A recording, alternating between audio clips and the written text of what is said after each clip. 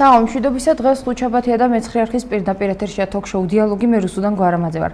წინა საარჩევნო კამპანია დაიწყო, პოლიტიკური პარტიები მართალია ჯერ არ გააქტიურებულან, მაგრამ პირდებიან რომ რამდენიმე კვირაში აქტიურად დაიწყებენ წინა საარჩევნო კამპანიის წარმოებას.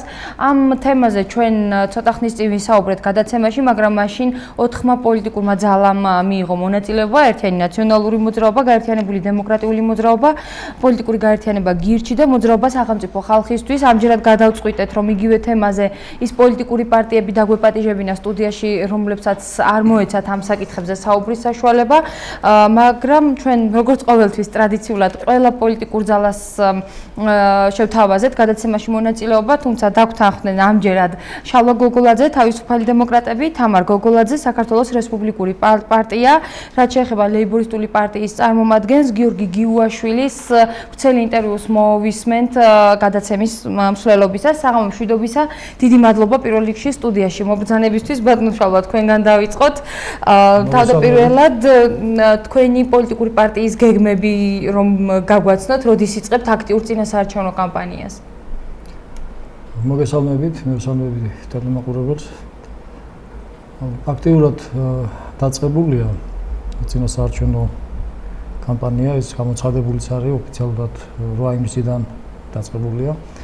თავისუფალ დემოკრატებს უფრო ადრეც აქვს დაწყებული წინასაარჩევნო ასე ვთქვათ საქმიანობა, შეხვედრები ამორჩეველთან, სხვადასხვა კატეგორიის ამორჩეველთან. ასეთი შეხვედრა ჩვენ ახალციხეშიც გავმართეთ, ქონდა ერთ-ერთ სოფელში, ქონდა დევნილების დასახლებაში, ქონდა ბაზრის ტერიტორიაზე, სადაც ჩამოსული იყვნენ ჩვენი ლიდერები, თვითონ ირაკლი ალასანიაც ბრძანდებოდა. რაც შეეხება მომავალ შეხვედრებს და მომავალ აქტივობებს, ეს ჩვენთან ოფისის გახსნის შემდეგ ეს გააქტიურება ნამდვილად საგრძნობი გახდება და მოსახლეობაც ამას იგრძნობს. ჩვენი შეხვედრები იქნება, ასე ვთქვათ, ყოველდღიურ რეჟიმში. გასაგებია, ამ დეტალურ, ასე ვთქვათ, ინფორმაციას მოგვიანებით ვეცდები რომ მივიღო, კონკრეტულად რას გეგმავთ, რა აქტივობებს გეგმავთ? ჩვენ გეგმავთ რომ მივაწოდოთ მოსახლეობას, ჩვენს ამორჩეველს ის გზავნილები, თუ რას ვთავაზობთ ჩვენ ის ეკონომიკურ, ასე ვთქვათ, ჭრილში, კულტურასა და განათლებასთან დაკავშირებით, საგარეო პოლიტიკასთან დაკავშირებით, შიგა პოლიტიკასთან დაკავშირებით, აი ყველაფერს ჩვენ ვეცდებით მივიყვანოთ ყველა ამორჩევლამდე. გასაგებია, დიდი მადლობა. ქალბატონ თამარ, თქვენი პარტია პრინციპში ისეთ სიტუაციაშია, როცა ახლა, ასე ვთქვათ, გააცხადა, რომ უკვე დატოვებენ თანამდებობებს თქვენი პარტიის წევრი მინისტრები, თუმცა უფრო ადრე ვიცოდით, რომ კოალიციიდან გამოსვლას აპირებდით და დამოუკიდებლად აპირებდა თქვენი პარტია მონაწილეობის მიღებას არჩევნებში, მაგრამ თქვენ როგორც აღნიშნეთ, ჯერ კიდევ არ ახართ საბოლოოდ ჩამოყალიბებული და ფორმირებული. რაც შეეხება ახლა წინასაარჩევნოდ უკვე გაცხადდა ცენტრიდან, თქვენც უსმინეთ, რომ კამპანია გაიხსნა. მე ვთქვი, ჩამოყალიბებული თვითონ პარტიულად შიგნით ვართ, მაგრამ ასე ვთქვათ, აქტიურ რეჟიმში აი დღეს ხვალ ამ წუთას გადასვლას არ ვაპირებთ, მაგრამ რა თქმა უნდა გადავალთ, იცით თქვენ რომ გადავდივართ ყოველთვის. რაც შეეხება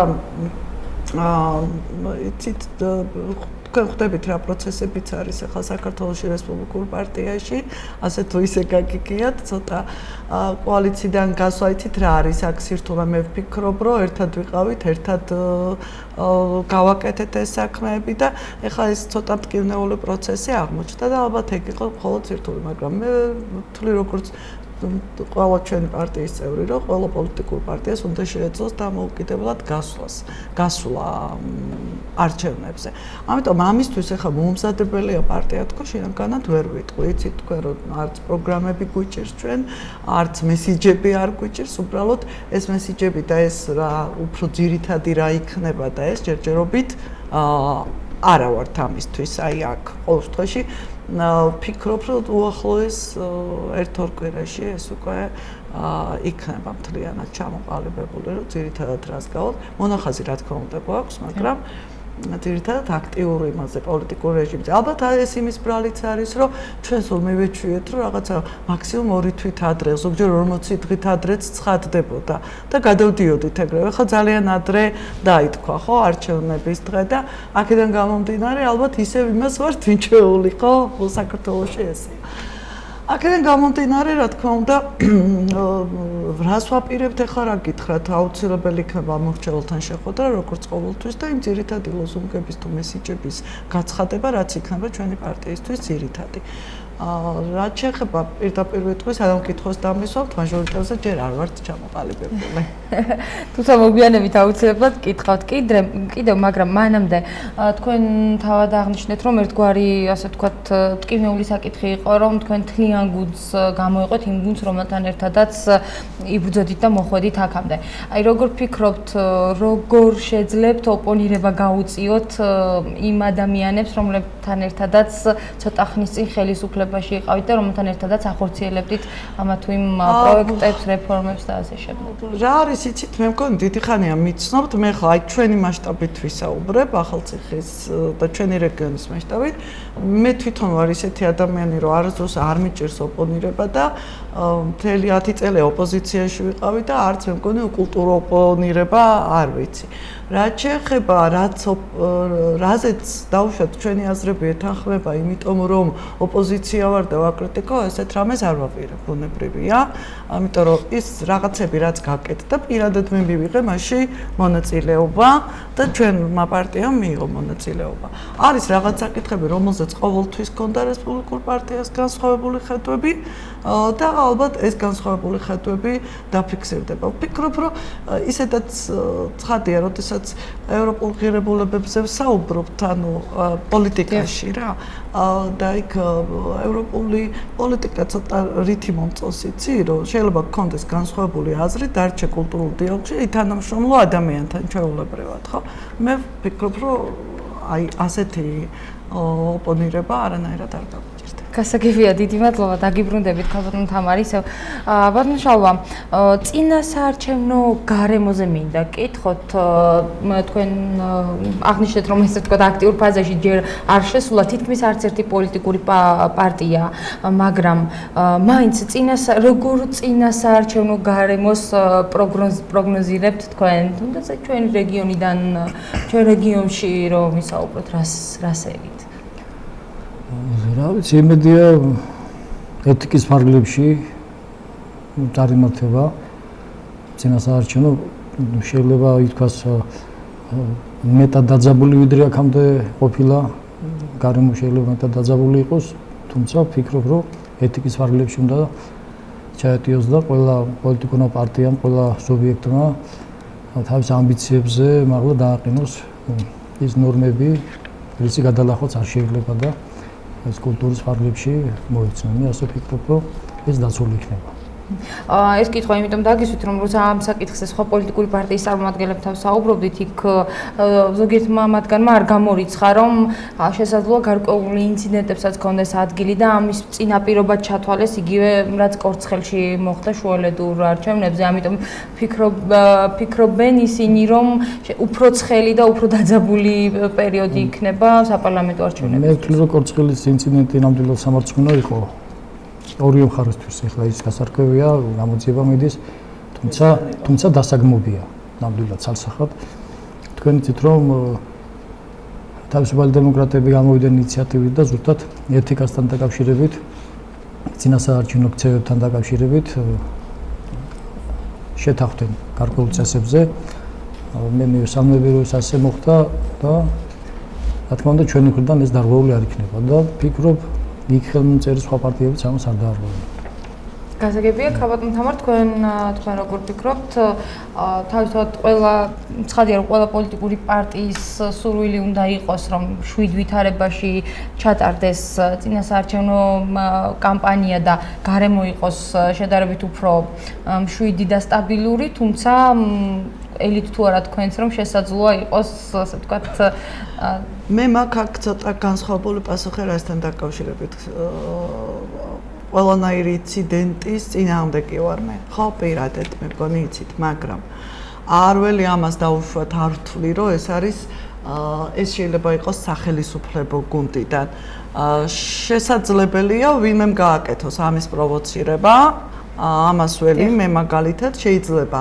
იმიტომ ვამბობ, რომ მე პირადად არ ველი, რომ რაიმე ესეთი დარღვევა იყოს აქ, მაგრამ შეიძლება ვიღაცამ გააკეთოს პროვოცირება და უბრალოდ უნდა გვეყოს გონიარება დანარჩენებს, რომ ამ პროვოკაციას არ ავყვეთ. შეიძლება ამის სურვილები იყოს, რომ ვინმე გააკეთოს, რომ ესეთი გარემო არ იყოს შექმნილი, ხო? პირადად მე ეს მოლოდინი, რომ რაღაცა ესეთი ინციდენტები იქნება, არ მაქვს. აი რატომ რა ასე ვთქვათ რა გიჩეთ აი ამ არ ვიცი მე ალბათ რა ვიცი ის წინა არჩევნებიც იმიტომ რომ ბევრ რამეს შევესწარი, ბევრი რამე გადავიტანე ამ პოლიტიკაში ჩემს თავზე და ვიცი როგორ ხდება ეს ინციდენტები, ზოგჯერ ვისგან ხდება და ზოგჯერ რატო ხდება და მე ახლა ვერ ვხედავ ისეთ ადამიანებს იქ საიდანაც უნდა თითქოს საშიშროება იყოს, რომ წამოვიდეს, რომ ამ ინციდენტების სურვილი იყოს, ვერანაირს ვერ ვხედავ მსგავს. ამიტომ არ ველი. ხელისუფლებას გულისხმობ? დიახ. გასაგებია, დიდი მადლობა. დიახ. მე არ ველი, მაგრამ პროვოცირება შეიძლება მოხდეს. გასაგებია, ძალიან დიდი მადლობა ქალბატონ თამარ. ვანუშავა, ოფისზე მინდა კითხოთ, იგივე კითხავს შემდეგ თავისთავად ქალბატონ თამარსაც დავუსვამ. თქვენ პარტიას ჯერ არ აქვს, ხომ? ოფისი გახსნილი? ჯერჯერობით გახსნილი არ აქვს. რა გეგმები გაქვთ აქ ამასთან დაკავშირებით? უკვე ხელშეკრულება გაფორმებული გვაქვს ოფისის ქირობასთან დაკავშირებით და სარემონტო სამუშაოებების და გავხსნით ყრილობის შემდეგ. ყრილობა 16 ივლისს შედგება თბილისში, სპორტ სასახლეში. სავარაუდოდ მომდევნო კვირას ოფისი გაიხსნა. საზოგადოების ნაწილი ფიქრობს, რომ ხშირად მომისმენია ასეთი ფრაზები, რომ ძირითადად პოლიტიკური პარტიები ოფისებს ხსნიან წინა საარჩევნოდ არჩევნებამდე 2 თვით ადრე და აი რაღაცნაირად მოსახლეობის გულისწყრომა არის ხოლმე ამ საკითხზე. ვანუშავა, თქვენ რა სიტყვით?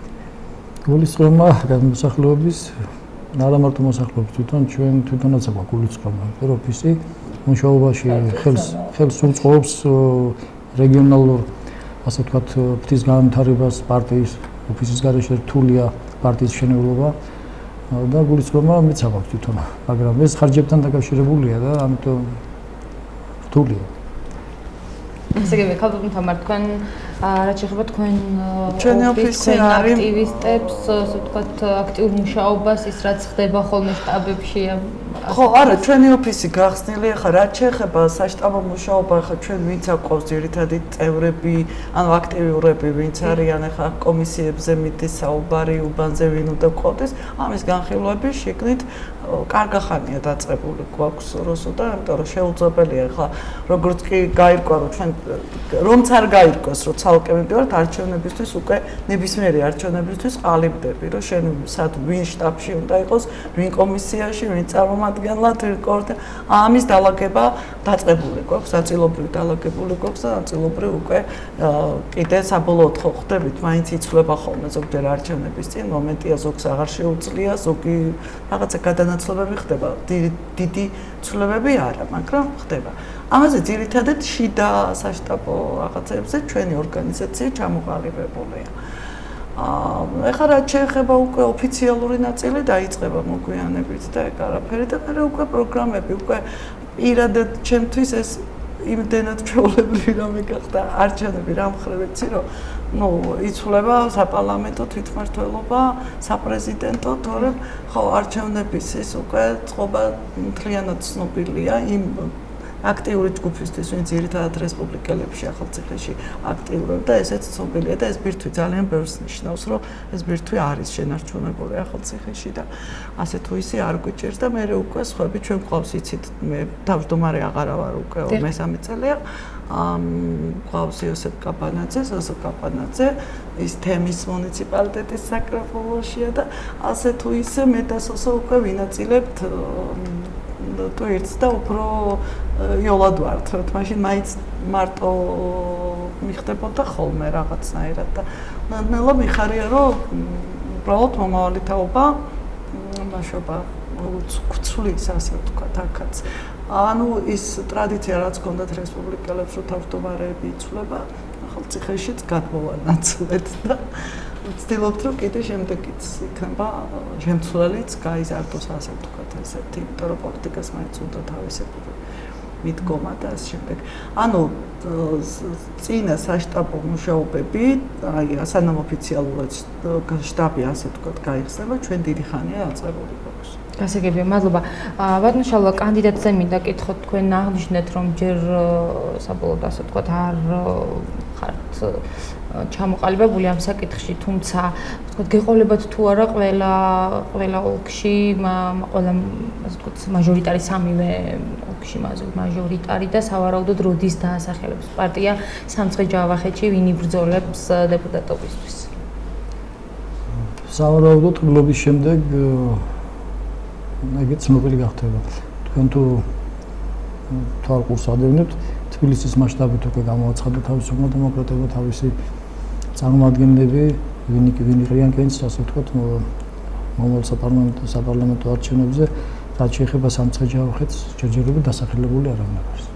თუმცა რაზე ძირითადად თავისთავად ამ საკითხზე მუშაობა მიმდინარეობს ალბათ პარტიის შიგნით და რაზე ხდება ასე ვთქვათ აქცენტის გაკეთება, როცა საუბრობთ მაჟორიტარი კანდიდატის შერჩევაზე? მე გამგეობის წევრი არა ვარ და ჩემთან არ განიხილება ჩემთან ერთად იქ და რაიმე კონსულტაცია ჩემთან არ ყოფილა ამ საკითხთან დაკავშირებით. თუმცა პოზიცია ვიცი რომ ყოველთვის თავისუფალი დემოკრატები არჩევანს აკეთებენ პიროვნების სუფთა წარსულზე, მის კომპეტენციაზე, პროფესიონალიზმზე, პატრიოტიზმზე და კეთილსინთეზიერებაზე. აი ეს ნაზავი უნდა იყოს პიროვნებაში, რომ ის დასახელდეს კანდიდატად. ანუ იქნება თუ არა თავისუფალი დემოკრატები წარმოდგენილი სამივე ოლქში? თავისუფალი დემოკრატები საქართველოში, რაც არჩევნო ოლქი იქნება მაჟორიტარული, ყველგან დაასახელებენ თავის კანდიდატს. გასაგებია. ქალბატონ თამარ, თქვენ წეგან აღნიშნეთ, რომ კანდიდატი ჯერ შერჩეული არ ყავთ, თუმცა თავისთავად ალბათ ამაზე მიდის, ასე ვთქვათ, პარტიის შიგნით საუბარი. თქვენ რა ინფორმაცია გაქვთ, როდის გვეცოდინება ამ კანდიდატის შესახებ და აპირებთ თუ არა, რომ სამივე ოლქში თქვენს ყავდეთ? მე ვარ საქართველოს რესპუბლიკური პარტიის ეროვნული კომიტეტის წევრი და ყველა ამ განხილვას ვესწრები. ბუნებრივია, მაჟორიტარები გვინდა სურვილი არის რომ იყოს ყველა ოლქში პარტიის შიგნით სამცხე-ჯავახეთის სამივე ოლქში არის სურვილი რომ იყოს როგორ ჩამოყალიბდებით ნამდვილად არ ვართ ჩამოყალიბებული თორე გეტყოდით უბრალოდ გეტყვით რომ იყო ჩემზე საუბარი ჯერჯერობით არ ვიცი როგორ იქნება არ გადაგიწყვეტიეთ მე არ გადამიწყვეტია ვნახოთ გასაგებია ეს აუცილებლად უნდა მეკითხა და თქვენ დამასწარით და თქვით და აქვე მინდა გკითხოთ როგორ თქვენ ხართ საკრებულოს თავმჯდომარის მოადგილე ქალაქ ახალციხეში როგორ წარმოგიდგენიათ თუნდაც იმ შემთხვევაში თუ თქვენ არ იქნებით კანდიდატი როგორ აწარმოებთ წინასაარჩევნო კამპანიას როცა თან იქნებით ხელისუფლებაში წარმომადგენლობით ორგანოში და თან იქნებით ასე ვთქვათ ოპოზიციურ პარტიის წევრი, ხო? რაღაც ცირთულეს არ ეხლა რა ხდება გეტყვით მაგასთან დაკავშირებით. პირადად მე რამდენჯერად შევხვდი ადამიანებს აი ამ ჩემი თანამდებობის დროს როგორც თანამდებობით არ მისულ, უკვე ძალიან ბევრი მიცნობს, როგორც სამარკო გოლაძეს და მე მგონი არჩინაგანად არ შეუცვლივარ ამას და არც გარეგნულად ასე რომ სათქმელით ჩვეულებრივად მივალ, არანაირი პრობლემა არ მაქვს, არც არასოდეს გამომიყენებია რაღაცისთვის ეს ჩემი თანამდებობა, ჩემს სათქმელს ჩვეულებრივად ვიტყვი, ყოველთვის ამბობდი, რაც მომწონდა ან არ მომწონდა. მე არ ვიცი, არა მაქვს ამაზე ეს. რაც შეეხება მაჟორიტარობაზე, არ ვიცი. აი ეს ეხლავე მე თვითონ მიჭირს შინაგანად ეს როგორ უნდა ვიყო ორივე ერთად არ ვიცი. ვერ გეტყვით. ხო და არ ვიცი, აი ფიქრების პროცესში ვარ, სანამ მაქვს ფიქრის დრო. რამდენამდე გაქვთ ფიქრის დრო, ანუ როდის აპირებს დასახელებას კანდიდატების რესპუბლიკური პარტია თუ აი ალბათ ეს ერკომზე ველოდები რომ ეს ბოლოს ეხოს ალბათ ჩამოყალიბდებით. სავარაუდოდ ივლისის ბოლოს გვეცოდინება. საბოლოოდ აი იქ უნდა შევიკრიბოთ, რომ ეს გადავწყვეტოთ ივლისის ბოლოს. წესით ველოდები უკვე რომ უნდა შევიკრიბოთ და გადავწყვეტოთ და ვნახოთ. გასაგებია ბატონო შალვა ჯერ როგორც ვიცი ასე ვთქვათ არ გაქვთ პარტიებს თქვენი წინასაარჩევნო პროგრამა დაბეჭდილი ამაზე არ არის ასე ვთქვათ ჯერ ასე განხილვის საზოგადოებას არ მისცემია განხილვისთვის, თუმცა თქვენ პარტიას გაქვთ თქვენი ასე ვთქვათ პრიორიტეტები, რაზე აპირებთ აქცენტის გაკეთებას და რითაც თვლით, რომ ეს არის თქვენი უპირატესობა სწორედაც. აი ეს ერთგვარი კონცეფციაზე რომ ვისაუბროთ. ჩვენი ახალი სლოგანი უკვე წარმოდგენილი იყო. ეს არის უკეთესი ეკონომიკა, უკეთესი ცხოვრება. საერთოდ უკეთესი ეს არის ჩვენი ასე ვთქვათ მოკლე გზავნილი ამომრჩევლის მიმართ.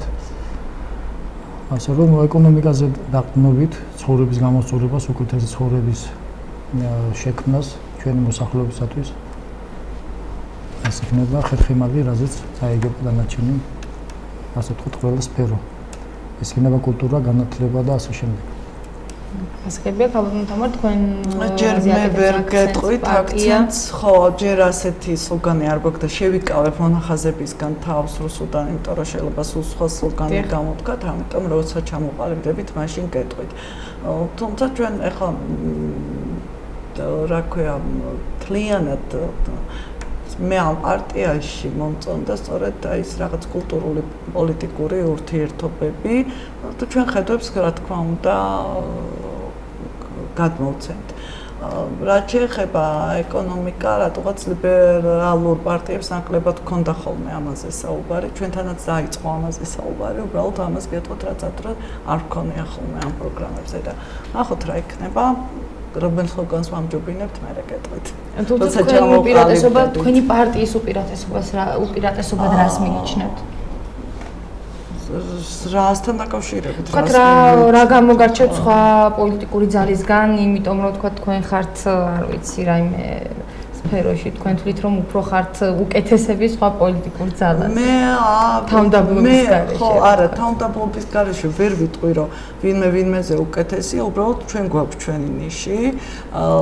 ლიბერალიზმის გარდა ვფიქრობ, რომ ესა ჩვენი ამომრჩეველი ძირითადად იყო ინტელექტუალის წარმომადგენელი, პროფესიის, აი მასწავლებლები, განათლების სფეროდან ძირითადად ის ადამიანები, რომლებიც ასე თუ ისე სხვაგვარად ფილოსოფიურად განათლებით უყურებდნენ ამ ქვეყნის განვითარების სისტემას. ანუ მე რაც მომწონს ის რომ თუნდაც ის რომ ჩვენ ვართ მრავალპარტიულობის მომხრე, მრავალლიდერიანობის მომხრე და ასე შემდეგ, ეს არის ამ პარტიაში და ვფიქრობ, რომ არის მისი განსხვავებელი ნიშა სხვა პარტიებისგან. კიდევ არის ბევრი რამ, რაც განასხვავებს მას და კიდევ გეტყვით ახლა რაც არის უს არ მithქონ შიდა პარტიულად, მაგალითად ის რომ ჩვენ პარტიაში გვაქვს განსხვავებული მოსაზრებები და ამ პარტიისთვის ეს არის ჩვეულებრივი. როდესაც ერთი პარტია მრავალ ლიდერს იტანს, ბუნებრივია ეს ჩვეულებრივია, ხო? ანუ ერთი აზრი და ყველა მეს აზრი უნდა უცვლელად გავიმეოროთ, ეს არ არის. აქედან გამომდინარე, ის სლოგანი, რითაც უნდა გავიდეთ, ჯერ არა ვარ ჩამოყალიბ, გვაქვს რამდენიმე მონახაზი, მაგრამ ძალიან გთხოვთ, ეხლა არ ვიტყვი, იმიტომ რომ მე შეიძლება რატო შევცვალეთ და როგორ შევცვალეთ და ასე შემდეგ. ჯობია ვარემ დარჩეს მე თუ ვერ მოვალ ბოლო ტელეფონით გეტყვით ჩარტვაში. იმედია, მოხონ ჩვენ აუცილებლად დაგპატიჟებთ ყოველთვის, როცა იქნება თუნდაც ერთი პოლიტიკური პარტიის წარმომადგენელი, აუცილებლად იქნება ყველა პოლიტიკური ძალა მოპატიჟებული. გასაგებია, დიდი მადლობა. გიორგი გიუაშვილი, ლეიბორისტული პარტიის წარმომადგენელი, რომელსაც გადაცემაში სტუდიაში მობრძანება ვერ შეძლო, თუმცა შევძელით რომ მასთან ინტერვიუ ჩაგვეწერა. მოვისმინოთ, როგორ აფასებს წინასაარჩევნო გარემოს და წინასაარჩევნო პერიოდს ბატონი გიორგი, რას ფიქრობს, როგორი არჩევნები გველის რამდენიმე თვეში. მოვისმინოთ და ბრუნდებით ეთერში.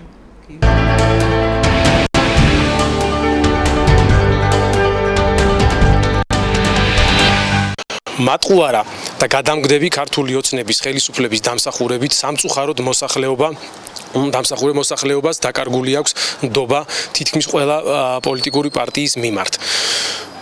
სასწაული რამ ხდება საქართველოში ხელისუფლებამ, რომელმაც გადააგდო მთელი ერი, არ შეასრულა არც ერთი წინასაარჩევნო დაპირება, თითქმის არც ერთი წინასაარჩევნო დაპირება.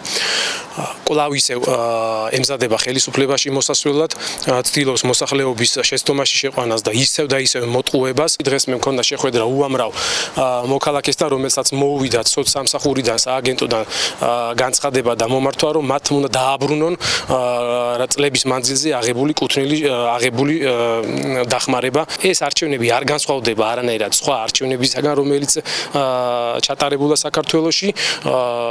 ეს არის ისევ და ისევ უშიშროების სუსის ჩატარებული არჩევნები, რადგან ყველანაირად ერევა გარკვეულ ზეწოლებსაც ახდენს სხვადასხვა ადამიანებზე, მოქალაქეებზე. ეს ზეწოლები დროთა განმავლობაში თუ გავითვალისწინებთ, რომ ზაფხულის ცხელი თვეებია, ჯერ გადასავლელი და ჯერ არჩევნები არც თუ ისე ახლოს არის. ეს უფრო გახმოვანდება ეს ფაქტები და აუცილებლად ამაზე იქნება საუბარი. ფაქტობრივად სუსი ჩაატარებს ისევ უშიშროება არჩევნებს, ისევ და ისევ დაშინების, მოთაფულის სხვადასხვა მეთოდებით, სხვადასხვა მუქარებით და ყველაფერი იქნება და მე ამაში ყველაფერს აუცილებლად დავასაბუთებ და გავასაჯაროებ.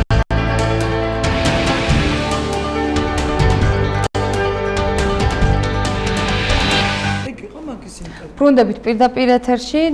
ეს ბატონი გიორგი გიუაშვილი იყო, ლეიბორისტული პარტიის წარმომადგენელი.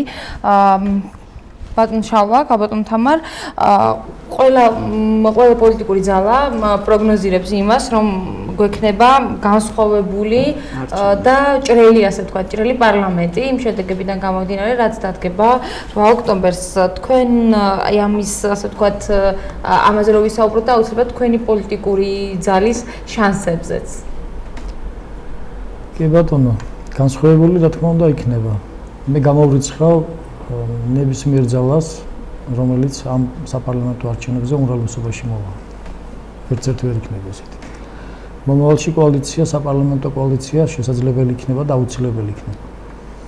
მაგრამ არც ისე ჭრელი არ იქნება, როგორც ფიქრობენ, იმიტომ რომ ეს რამდენი სუბიექტიც მონაწილეობას ღებულობს ამ არჩევნებში, ყველა ვერ გადალახავს ბარიერს. დარწმუნებული ვარ და არ იქნება ესეთი ჭრელი, როგორც წარმოუდგენიათ. როგორ წარმოგიდგენიათ, რამდენი ვთქვათ პოლიტიკური პარტიისგან შეიძლება იყოს პარლამენტი და დაკომპლექტებული? აი დაახლოებით თქვენ როგორ წარმოგიდგენიათ, თუ არ წარმოგიდგენიათ ისე და არ ეთანხმებით ვთქვათ იმას, რომ ძალიან არა უმეტესი 5-ზე მეტი არ იქნება. 5-ზე მეტი ძალა ვერ მოვა, დარწმუნებული ვარ. ეს არის ჩემი ასე ვთქვათ ძალიან მკვეთრი განცხადება, მაგრამ ნახოთ. ნახოთ თქვენი პროგნოზი, ასე ვთქვათ, გამართება თუ არა. შეიძლება ვერ იყოს. თუმცა ბატონ შალვა, ძირითადად აი სპეციალისტებისგან და ექსპერტებისგან მომისმენია, რომ აი ამასაც აქვს თავისი დადებითი და უარყოფითი მხარეები, აი ამ ასე ვთქვათ, პოლიტიკურ სიჭრელეს პარლამენტში და დადებითი მხარე ის არის ზუსტად როცა უმრავლესობით მოდის გარკვეული ძალა, პოლიტიკური ძალა, შემდეგ რაღაც ასე ვთქვათ, დაავადება უჩნდება თქონე და აღარ დაგიდებენ სხვის აზრს და თვითონ წყვეტენ, თვითონ ჭრიან და კერენ. და ესე თვითონ არ დაჭრან და შეკერონ. ამიტომ არის საჭირო განსხვავებული პოზიციის მქონე, განსხვავებული შეხედულების მქონე პოლიტიკური პარტიები, რომ ეს ყველაფერი ასე ვთქვათ, კონსენსუსის მიღწევით უკეთესი ნაბიჯები გადადგან ქვეყნის აღშენებლობისთვის. გასაგებია, დიდი მადლობა, ბატონ თამარი, იგივე კითხვაზე თქვენ როგორ მიპასუხებთ? ბატონ შალვა, დაახლოებით მაქსიმუმ 5 პარტიას ხედავს საქართველოს პარლამენტში 2016 წლის 8 ოქტომბრის შემდეგ. თქვენ როგორ წარმოგიდგენიათ? მე მაქსიმუმს ვერ ვიტყვი, მაგრამ 5-ზე ნაკლებს მე ვამბობ, რომ მინიმუმ ალბათ 5 თქო. მე ვფიქრობ, რომ შევა ამდენი საერთოდ პარლამენტი კი არ გვექნება ჭრელი. ვფიქრობ, რომ ჯერ არჩევნები გვექნება ძალიან ჭრელი, იმიტომ რომ მართლა ძალიან ბევრი სუბიექტია, თან ახალი სუბიექტებია, ანუ უცხო პარტიებია. ისედაც არ გვაკლდა ჩვენ პარტიების რაოდენობა საქართველოში, მაგრამ ეხლა უკვე ახალი პარტიებიც იღებენ მონაწილეობას. აქედან გამომდინარე, რაღაცნაირად ალბათ საინტერესოც იქნება ეს ყველაფერი, როგორ გადანაწილდება და რა ვფიქრობ, რომ მაინც უპროცენტო არჩევნებია იმდენად სიჭრელის მიხედვით. აქედან გამომდინარე, არ ველი რომ 5-ზე ნაკლები იყოს მე.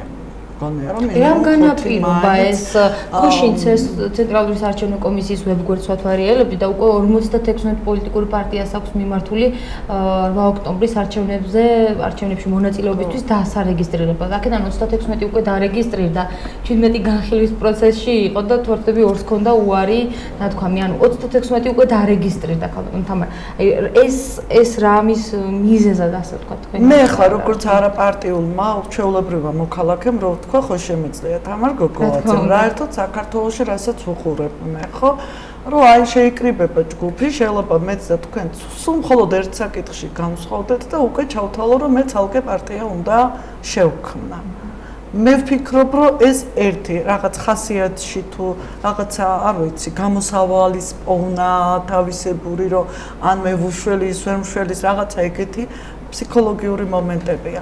ვფიქრობ, საინტერესო მომენტია ეს პოლიტიკურად. მეორე, ის რომ დავუშვათ, მე თუ ვარ პარტიის თავმჯდომარე, რა ნებისმიერი ბრძოლის დროს ალბათ მომიწევს, რომ წინა რიგებში აღმოვჩნდეთ, უსადმე მოვხდები და ამიტომ მერჩევნია ცალკე პარტიაში ვიყო, ვიდრე თქვენთან ერთად. არ არის ესე, არ მეთანხმებით. რაღაც ვფიქრობ, იმიტომ რომ ამდენი პარტია, ეხლა 51-მა მიმართა, მანამდე რამდენი იყო დარეგისტრირებული ის თუ გაქვთ ინფორმაცია. სადღაც 200 პარტია კი იყო დარეგისტრირებული საქართველოში. ანუ კიდე ახლა დაემატა ამდენი. ხო, ბუნებრივია. აქედან გამომდინარე საბოლოო ჯამში, ასე ვთქვათ, პოლიტიკურ ასპარეზს, ასე თუ ისე სტრუქტურულად ჩამოყალიბებული, რომელიც არის, ის იკავებს, ხო, ამ ნიშას. ბუნებრივია, ეს ალბათ არის ჩვეულებრივი ბრძოლის მომენტები, ჯერ ის რომ გამოკვეთილად იბრძოლო რაღაცა ადგილისთვის, ამისთვისაც ნიშა გინდა დაიტოვო და სადაც მეტნაკლებად კვალიფიციური ადამიანები იკავებენ ადგილს, სტრუქტურის აწყობას ცდილობენ, მე ვაკვირდები. უფრო ის პარტიები იკავებენ რაღაც გარკვეულ ნიშანს პოლიტიკაში. ეხლა ეს ბრძოლაც საინტერესოა, იმიტომ რომ თუ ეხლა ამდენი პარტია მიიღებს, არ ვიცი მე მონაწილეობას, მაგრამ საბოლოო ჯამში ეს გამოიწვევს იმას, რომ რაღაცნაირად ის რისკენაც ჩვენ გვინდოდა, ასე ვთქვათ, წავსულიყავით, რომ სწორედ კოალიციები გარეთ კი არ შექმნილიყო, არამედ შიგნით პარლამენტში, რომ რაღაც მოსაზრების ირგვლივ შეიძლება გაერთიანდეს სხვადასხვა ძალა და რა მომწონს კიდე იცი რომ აი ადამიანით შეფასდეს თავის პროფესიონალით და არა დავუშვათ პარტიული კუთვნილებით. თუმცა აქ უკვე არ ვიცი მოსახლეობა როგორ გადაწყვეტს, ბევრი რამე მასზეა დამოკიდებული, იმიტომ რომ საბოლოო ჯამში არ წავიდეთ იქიდან, რომ მარტო დავრეგისტრირდეთ რაღაცა პარტიებად და იმ პარტიამ რაღაც ხო უნდა გააკეთოს, უნდა შექმნას, პროგრამა უნდა შექმნას, მარტო ლოზუნგით ხო არ უნდა გამოვიდე რა. ალბათ არ ვიცი, ესეც დასახვეწი იქნება პოლიტიკური კულტურა რა საქართველოში, მაგრამ მე მაინც ვფიქრობ, რომ ამისი ბრალია ეს. ერთი ეგ რომ პირველი მირჩევნია ვიყო და მქონდეს ჩემი ორგანიზაცია და მეორე ის რომ ძალიან ბევრი იდეურად რომ აი გამოსავალი შეიძლება მე უფრო ვიპოვო, ვიდრე სხვა იპოვის და თავისი ძალების მოსინჯვა უნდოდეს შეიძლება ესეც არის. ბატონიშვილო, თქვენ როგორ ფიქრობთ აი ასეთი სიჭარბე პოლიტიკური პარტიების და ძალიან ბევრი ისეთი ახალი პოლიტიკური პარტია, რომელიც შესახებაც ჯერ არც გვსმენია, ზირთადად საინიციატივო ჯგუფებს, ასე ვთქვათ, წარდგენილი მათი კანდიდატებიც, აი ამას რითი ახსნით თქვენ აი მოვლენას, რომ ესეთ პატარა ქვეყანაში არის ძალიან ბევრი პოლიტიკური პარტია. კი, შეიძლება ითქვას, რომ ძალიან ბევრი გამოდის, მაგრამ არსებობს კანონი პოლიტიკური პარტიების შესახებ და იქიდან გამომდინარე უფლება აქვთ დაარსონ. ალბათ არსებენ, ასე ვთქვათ, მაგრამ თავი რას შესთავაზებენ მოსახლეობას ამორჩეველს. რას ეთქვიან ახალს და რას რითი დამტკიცებენ, რომ აი ჩვენ ვართ უკეთესები, ვიდრე დავუშვათ ერთი ან მეორე და ან მესამე სხვა პარტიები. ეს არის მთავარი თორე პარტიის დაფუძნება ეს იული საქმე. ამ თავარია რას თავაზობ და ვინ დგას შენს უკან. კარგი თავაზობ ამას, რაღაც გათვლებს ვეუბნები, რომ აი ამ გათვლებით ამას გავაკეთებ და მე აჩვენებ ვინ არის შენს უკან. ის პროფესიონალური გუნდი. ეს ყველაფერი უნდა შესთავაზო და არა მარტო თქვა რომ დაარქვა კარგი მაგარი სახელი რაღაც ძალიან სასიამოვნო სახელი რომელიც ქართულ კაცს გულზე მოხვდება რა კარგი სახელი ქვიათ თუ ენაცვალე მაგათ ეგრე არ არის. თავარი რაც თავაზობ და რა რითია საბუთებ ამას. გასაგებია რაც შეეხება მეორე ტურს ის რომ ასე ვთქვათ ბარიერი მაჟორიტარების შემთხვევაში 50%-ია, 50 და მეტი უფრო სწორედ. აი როგორ ფიქრობთ, აქედან გამომდინარე მეორე ტურის მე ვფიქრობ, რომ ახალციხის სინამდვილეში მეორე ტური იქნება. ახალციხის ოლქში. ახალციხეში მე აკავრობაზე შემიძლია თქვა, იმიტომ რომ აქ ვიცნობ სიტუაციას. ახალციხე და ადიგენი ერთი მაჟორიტარული. კი, მეორე ტური აუცილებლად.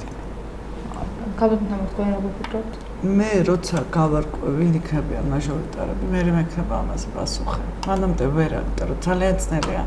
დამეთანხმეთ, პოლიტიკური პარტია ცალკე ძალაა, როცა არის ასე ვთქვათ, კვალიფიციური.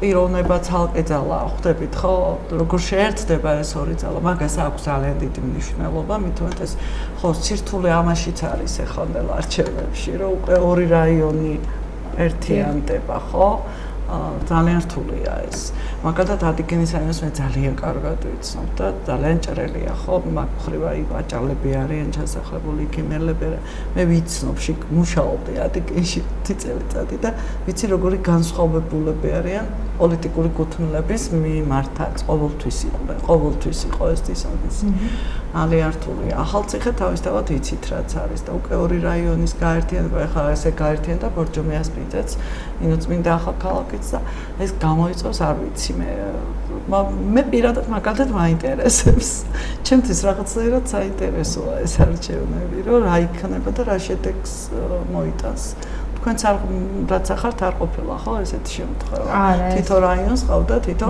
დეპუტატი ახლა ორ რაიონს ეყოლება ერთი დეპუტატი მე შეიძლება იჩვენ რაიონებად ჩვენი დეპუტატი გვინდა და ასე შემდეგ და არ ვიცი აი საინტერესო იქნება მაგრამ ბუნებრივია მარტო მე ვერ ვიტყვი რომ ეს პარტია ის პარტია როგორც კანდიდატზე მე პარტია სხვა არის კიდე პარტიული ხმები და მაჟორიტარზე ნამდვილად ვერ ვიტყვი სანამ არ დასახელდება ყველა კანდიდატი გასაგებია და ბოლო კითხვა დასრულების წინ ბატონშალვა გამომდინარე იქიდან რომ ყველა პოლიტიკური პარტია ამბობს რომ აი აქტიურად არ დაუწყია წინასაარჩევნო კამპანია და იწყებს დაახლოებით ივლისის ბოლოს ან აგვისტოდან აქედან გამომდინარე როგორ ფიქრობთ ის რომ წინასაარჩევნო კამპანია დაიწყო 4 თვით ადრე აი ამის საჭიროება რო ვთქვათ აი ქონდა პოლიტიკურ პარტიებს ამის საჭიროება იყო რეალურად აი ამისი აუცილებლობა რომ 4 თვით ადრე გწოდნოდათ არჩევნების თარიღი და გარკვეული რეგულაციებიც ამოქმედებული იყო შესაბამისად 4 თვით ადრე გარკვეული რეგულაციები ამოქმედდა ჩვენთვის მედიის წარმომადგენლებისთვისაც მედიისთვისაც ну შეიძლება რომ დავუშვათ არ ყოფილიყო 4 თვით ადრე და ცოტა შემცირებულიყო ეს ანუ ეს ცვლის ამას გულისხმობს წინასაარჩევნო გარემოს ამ პერიოდს ეს ცვლის რეგულაციებად 4 თვე რეგულაციები რო შემოდის აი რეგულაციებიდან გამომდინარე ვიღაცა უკეთეს მდგომარეობაში ვარდება და ვიღაცა ასე თქვა უარეს მდგომარეობაში აი ეს არის რა ჩენი წინასაარჩევნოთ ორი თვე სავსებით საკმარისია ჩემი აზრით იმ შემთხვევაში თუ დანარჩენი ის 4 წლის განმავლობაში შენ მოსახლეობასთან ამორჩეველთან კონტაქტი არ გაგიწყვეტია და გამოდმებული ურთიერთობა შეხვედრები და ასე თქვა პულსზე ხელი გედო და არ იყავი დაშორებული თუ დაშორებული ყავი ამორჩეველთან და ბოლო 2 თვე და ვერც 4 თვე რა თქმა უნდა ვერებს ვერ გიშველის და ეს ფაქტურად არაფერს არ ნიშნავს. ამას კარგად ხვდება მოსახლეობა შემდეგ რომ აი არჩევნები მოვიდა და აი ახლა გამოჩნდნენ. და ვინც ურთიერთობდა ამ ხნის განმავლობაში, რომელი პოლიტიკური სუბიექტიც ამას აკეთებდა, იმისთვის რა თქმა უნდა იულიეს. და მოსახლეობასაც ხედავს რომ უნდა ერჩიოს. ვის შედგიოდა გული, ვინ მიდიოდა მასთან და ასე შემდეგ. გასაგებია ქალბატონ თამარ თქვენ როგორ ფიქრობთ საჭიროება გქონდათ პოლიტიკურ პარტიებს იმისა რომ 4 თვით ადრე გწოდნოდათ ნაცვლად 2 თვისა ჩემი პირადი გამოცდილება შეიძლება მაგალითად მოვიყვანო პირველად როცა დავიწყე აქ პოლიტიკურად ესე იგი 40 დღეში გამოცხადდა და გადარბენებზე ვიყავი საშინელება იყო 40 დღით ადრე გამოცხადება მართალი კითხრა ანუ მე მაგალითად მომწონს და გეტყვით რატომ ამისთვის საჭიროა ცენტრთან შეხვედრები, ხო, ცენტრალურ ორგანიზაციებს, ადგილობრივი ორგანიზაციებს რაღაცებს ჩამოყალიბება. ეხლა უბრალოდ არ არის გადარბენები, თუნდაც შიდა პარტიულად და ჩამოყალიბებისთვის ფსიქოლოგიურადაც დრო გაქვს. აი ესეთი გადარბენების რეჟიმში არ ხდება. იმიტომ რომ ეგეც გამოვცადე მე ესეც გამოვცადე ახლა 6 და 8 თვით ადრე და 1 წუთით ადრე არ არის საჭირო ნამდვილად, მაგრამ აი 3 თვით ადრე, 4 თვით ადრე რატო ცოტა არ არის. ხო, მაი 40 დღე ძალიან ცოტაა მართალი კითხრა, იმიტომ რომ რო არელი მით უმეტეს, როცა ელი შეიძლება ახლა შალვას ამაში, როცა იცი რომ ესეა კონსტიტუციურად დათქმული, ის ისედაც უნდა იყოს დაცული, როდესაც კონსტიტუციურად არის დაცული ჩვენ უბრალოდ ბოლოს ბევრი შემთხვევა გქონდა, რომ კონსტიტუციურად დაირღვა ხოლმე არჩევნების პროცესი, ხო? და უშუალოდ შემოდგომაზე უნდა ჩატარებულიყო, გაზაფხულზე ჩატარდა, ან უფრო ნაადრევად ჩატარდა და ასე შემდეგ და როცა გაწერილია, რომ ეს ამ დროს გიწევს, ისედაც მზად ახარ, ხო? როდის გამოცხადებ არ ვიცი. მაგრამ ეხლა როგორც თქვენ ბრძანეთ, თუ ახალი პარტიები დარეგისტრირდნენ და ასე ვთქვათ, ძალიან ბევრი და იმათ ალბათ ჩამოყალიბებისთვის არ იყოს საკმარისი დრო ექნებათ. უფრო ხო, საკმარისი დრო ექნებათ, რაც მე მაგალითად არ მქონია აქ შექმნიდან. მაგალითად, სადღაც რო დავაარსე აქ ორგანიზაცია, ერთ კვირაში, ორ კვირაში გამოცხადდა არჩევნები უცბად და ეს იყო ჩემთვის შოკი მაგალითად, რომ 40 დღეში ყველაფერი თავიდან უნდა გამეკეთებინა და ძალიან დავიღალე. ეხლაც მახსოვს. ანუ ესეთ მომენტად. ცუდი არ არის. ძალიან დიდი ხნით ადრეც არ არის საჭირო, მაგრამ საკმარისი დრო უნდა იყოს მაინც ასე თუ ისე. თუ უკვე ვიცით და ხელს არაფერს არ გვეშებს, უბრალოდ ესეთ შეიძლება დარეგულირდეს რა კანონით, რომ ამდენი ხნით ადრე უნდა გამოცხადდეს არჩევნები, რომ რეგულაციებიც მოხდეს და ასე შემდეგ. არ ვიცი, აი საბოლოო ჯამში მე მაინც მინდა იმას დავამატო, რომ შესაძაც ბევრი პარტია იყრის კეჭს.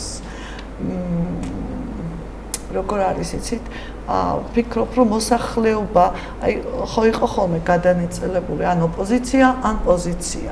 ეხლა ძალიან ბევრი არჩევანის საშუალება გესმის და რაც შალმა თქვა, რომ ის არისო, აი ანუ გადანაწილდება ხმა და დიდი უმრავლესობით შეიძლება არავინ არ მოვიდესო, ალბათ სწორედ ამის ის იქნება რა, დამსახურება, რომ ადამიანები ესე იფიქრებენ ეხლა, რომ შეიძლება ისი კარგი იყოს, შეიძლება ზოგმა უბრალოდ ახლობლობის გამო მისცეს იმას ხმა და ასე შემდეგ და საბოლოო ჯამში ალბათ უკვე პოლიტიკური პიროვნებებიდან მე ვამბობ სამომავლოდ შეიძლება საქართველოში დადგეს ის დრო, როცა პროგრამებს უფრო მიაქცევენ ყურადღებას, ვიდრე უკვე იმას პიროვნებებს მხოლოდ მიხვდით, ხო? იმიტომ რომ საქართველოში მაინც პიროვნებების ბუმია დამეთანხმებით.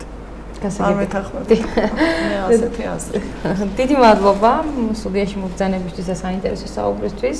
მაყურებელს შევახსენებ თამარ გოგოლაძე, საქართველოს რესპუბლიკური პარტია, შალვა გოგოლაძე, თავისუფალი დემოკრატები იყვნენ ჩვენი სტუმრები და საუბრობდით წინასაარჩევნო პერიოდზე პოლიტიკური პარტიები აქტიური წინასაარჩევნო კამპანიის დასაწყებად ემზადებიან. ჩვენ ამ საკითხზე ცოტა ხნის წინაც ვისაუბრეთ პოლიტიკური პარტიის წარმომადგენლებთან ერთად. მაშინ 4-მა პოლიტიკურმა ძალამ შეძლო სტუდიაში მობრძანება და ამ საკითხზე თავისი აზრის დაფიქსირება. ამჯერად ჩვენ ისევ ყველა პოლიტიკურ ორგანიზაციას შევთავაზეთ, რომ პირდაპირ ეთერში გადაცემაში მიიღოთ მონაწილეობა, თუმცა ამჯერად დაგვთანხმდა ქალბატონი თამარი და ბატონი შალვა, ასევე ბატონი გიორგი გიუაშვილი, რომლის ინტერვიუც მოისმინეთ გადაცემის მსვლელობისას. მადლობა რომ იყავით ჩვენთან ერთად. მომავალ ხუთშაბათს შევხვდებით ერთმანეთს. ნახვამდის.